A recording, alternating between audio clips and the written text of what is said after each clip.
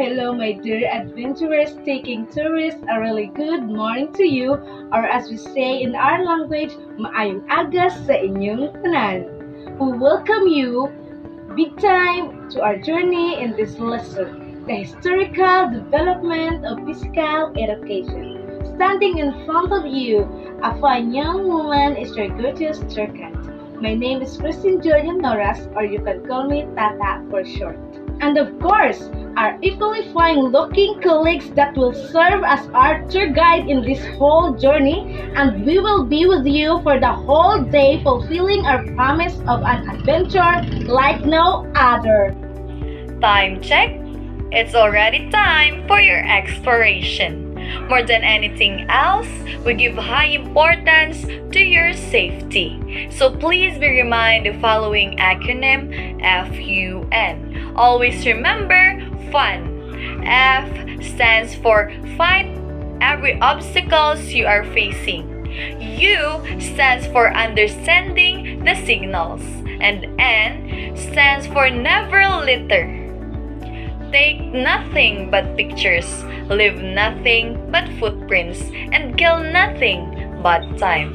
And also, don't forget to smile all the time. Seize the moment and enjoy. So are you ready to have fun? Let's go to our first trip to primitive era. Arat na! Good morning everyone, we have finally arrived at our first destination, primitive era. For those who don't know me yet, I am Jerone Roquero, or you could call me Man and Jim. Did you know that in primitive society, a man moves according to his necessities, satisfaction, and needs? Yes? No? Yes. In primitive society, a man lives by the means of hunting wild animals or fishing. So ibig sabihin, their resources such as food are limited depende sa kung ano lang makuha nila while hunting. Additionally, they engage in welfare murder to ensure their protection from adverse elements. Pero, what about po sa physical activities in this era, Man and Jim? Well, their social nature was innate and drives them only by mating and propagation that gives them the desire to dance and play, which is not being organized. This only means that in this era, a man moves to survive and of course to sustain life. Oh, it's already time for our next destination. Good day, everyone. I am Neil Warren V. Orong. You can call me Neil or Warren. For our next destination, we will travel to the ancient Oriental countries, which are ancient China and India. Our first stop, ancient China. In ancient China, their physical education in this era is very lacking, which is the result of the policy of isolation. They neglected their physical body for something they believed was more important, which was the spirit. The policy of isolation lacked the factors that will make them physically strong because there was no fear of aggression.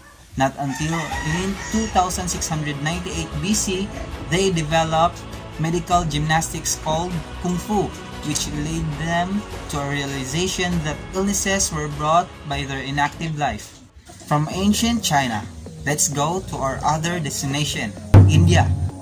Here in India, the religious life affects their well-being, which affects the physical education in this era. Physical education in this time is relatively poor because of the strong religious influence of Buddhism and Hinduism, where Hinduism focused on spiritual needs, not the needs of the body and worldly things, while Buddhism emphasized right living and thinking, including self-denial, to help the soul reach a divine state. Mabuhay! You have just arrived in the nick of time as we are about to explore the hidden gems on the other side of the world. Good morning, or as we say it in our language, maayong aga. It's your Superman tour guide. Remember my name? My name is Kint. This is gonna be a thrilling trip from the past as we will know more about the ancient Eastern nations such as Egypt, Assyria, Babylonia, Syria, Palestine, and Persia. As promised, we will make sure that to give you a life-changing trip that you'll never forget. So sit back, relax, and make the most of it. We are now on our first destination, and of course, we will talk about ancient Egypt. The Egyptians believed in living a man's life full of physical activities. Young boys were instructed to use various weapons of war, such as bow and arrow, lance and shield. They also engaged in many sports and gymnastic exercises. Women danced for royal entertainment, that is evident in their ancient Egyptian carvings. Next up is Assyria. Assyria is considered to be the world's earliest empire and has its territorial state around 14th century BC, believed to be the strongest military and hold the largest empire in the world. They believed in building a warrior society where fighting was a part of life and how they survived. They also engaged in physical activities such as tug of war, lion hunting, and etc. Babylonia, Syria, and Palestine were three different nations but have similarities when we talk about their engagement in physical activities. In these countries, the military provided the drive for physical activity and sport because they saw it as an opportunity to build stronger and more powerful armies. These ancient nations engaged in arts, music, racing, archery, and many more. Lastly, we will tackle about Persia. The main objective of Persia was the building of an empire through military aggression. As early as 529 BC, King Cyrus the Great encompassed the area now referred to as the Middle East. This was made possible by their belief that a strong Persian army was healthy and a physically fit army. The state trained the 6 years old in such events such as running, slinging, shooting of the bow, throwing a javelin, hunting, and marching. A soldier was trained to endure real sorts of hardship, which included travel without food and clothing. There was no training of the intellect. The program of physical activity was directed toward the building of strength, conquest, and aggrandizement. Oh, the time is first spent. There's little remaining. It was a blast, everyone. I hope you enjoy our trip. Once again, I'm Kint. Remember my name. You're done with one adventure and on to the next. Welcome, time travelers! Ancient sun, bleached ruins, and fierce blue sky as the ancient laps at the endless coastline, where Greek culture is alive with passionate music, inspired cuisine, and thrill-seeking activities. Welcome to Greece! I am Axcel Portugana, or you can call me Sal. That's X-E-L. Greece are divided into 2 cities. In 10 seconds, we will start our countdown. We will use our time machine to bring us back in time as we go through each cities and explore about them. But first, you should hold on to your hats because things will get bumpy. Are you ready, Pianatics? Tara na!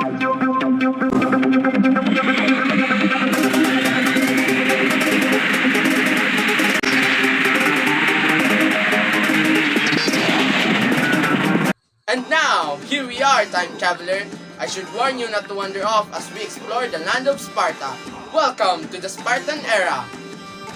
While no marvelous works of art or literature ever came to the system, it did accomplish the Spartan goal. But what is the Spartan goal, you may ask? It is to produce elite soldiers. Only the strong and vigorous babies were allowed to live in this military state. The weak or defective were left to die on Mount Taygetus.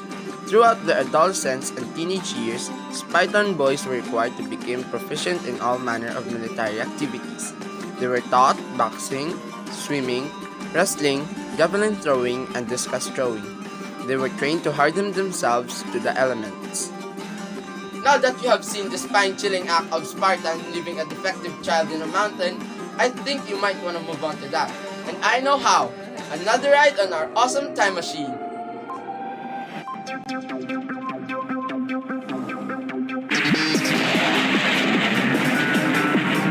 We're here! Another city to explore. Are you ready for another exploration, time travelers? If yes, you're in luck. Behold, the land of Athens. Old education in classical Athens consisted of 2 major parts.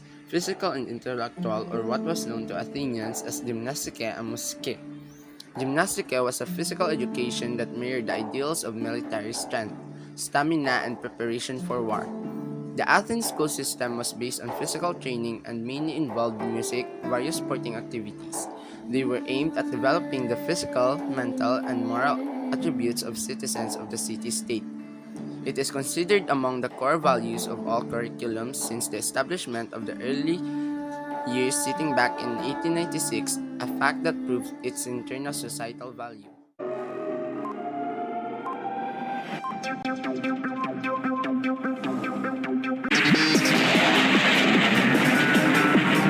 Now we're here in our last exploration in the Greece era. Now let's see the philosophers and games that takes place in the ancient Olympics. Fun fact, did you know that Socrates, Pythagoras, Aristotle, and even the father of medicine, Hippocrates, attended or even participated in the ancient games, and that Plato, another famous philosopher, was a double winner of Pancration? I know, right? It's mind-blowing thinking that they participated in this event.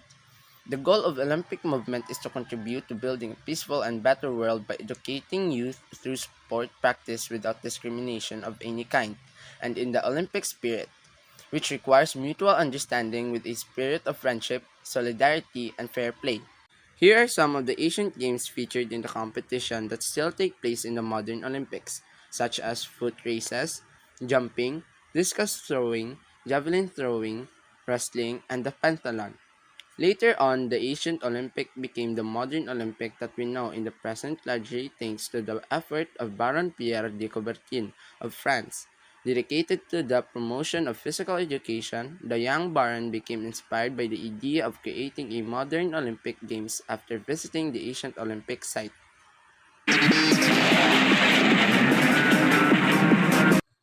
So, as you witness the two cities that have opposite views and practices in physical education and the ancient Olympics where philosophers like Plato joined and the games that are held, I hope traveling with me was not a waste of time. Again, I'm Sal, your time travel captain. I hope we can meet in another timeline again. For Romans, somebody movement served the purpose as preparation for war and the military. It was their prestige profession, which necessitated brutal methods for training the body. After the conquest of Greece, Greek gymnastics were introduced to the Romans, but they were never received. Did you know? Romans does not like nakedness of the performers unlike to the other countries. They did not believe in making the body beautiful.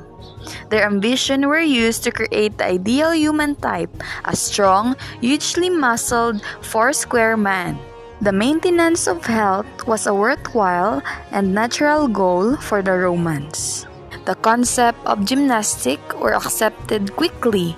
Greek physicians were used to instruct Romans on the benefits of health-related exercises. As the Roman Empire expanded from 27 CE onward, training of boys aimed at developing loyalty, discipline, and physical prowess through activities like running, jumping, boxing, wrestling, equestrian handling, swordsmanship, and use of bow and arrow. Boys as young as 10 years old were taught to race chariots. Welcome to the physical education during the Dark Ages. In this era, where the fall of the Roman Empire transpired in the West around AD 476, resulted from a period of history that is frequently referred to as a Dark Age. The fall of Rome was the rise of Christianity and the Church with an influence more powerful than a Roman legion. The reason why physical education in this era deteriorated because of the abolition of the Olympic Games in AD 394, asceticism and scholasticism, where they focus on what they believed so their body is not physically fit. Hello, good morning again. I'm Cristine, but you can call me Tata. Now we are traveling our time during the age of feudalism. What is feudalism? A social system existing in medieval Europe in which people work and fought for nobles who give them protection and land in return. The feudalistic is appeared because people needed protection, and since strong monarchs and government that could supply this protection is rare, people to noblemen and built castle had large land and made themselves strong. Becoming a knight was long and through. Becoming a knight, 7 to 13 years a boy, known as page. During his tenure as a page, a boy learned court etiquette, waited on table, ran errands, and helped with household tasks. They practiced for events such as boxing, running, fencing, jumping, and swimming. 14 to 17 years old, the boy became square. Continually required hunting, scaling walls, shooting with bow and arrow, running, climbing, swordsmanship, and horsemanship. If the square proved his fitness, he became a knight at 21 years of age. Jones and tournaments, two special events test out their fitness. These special events serve both as amusements and training for the battle. During these tournaments, death often resulted for participants. In this exhibition, the knights had the opportunity to display his personal bravery, skill, prowess, strength, and courage. Finally, my dear adventurers, we have arrived at our last destination. Are you guys excited? Which era will it be? Yes, it is indeed the Renaissance period. I know that some of you know about the Renaissance period, which means rebirth, since it was already tackled during your junior years. But why do you think Renaissance period is considered the revival of learning? It is only because it is the era in which it proved about the dignity of a man and of course the renewed spirit of nationalism. It is said to believe that there were many sports were introduced in this rebirth period, and of course there are football, lawn bowling, and of course tennis, which influence us in the present time. War games and stamina races for physical education purposes, people train for a specific endurance test such as javelin throwing, jousting, and running. However, in this period, physical education were created with humanist ideas. Humanism, moralism, and realism replaced the scholastic philosophy. As a result, the belief became prevalent that physical education is necessary for health and a preparation for welfare as a means of developing the body. So there you have it, guys. I hope that you have learned at our first trip to the historical development of physical education. I hope that we'll meet someday for another trip.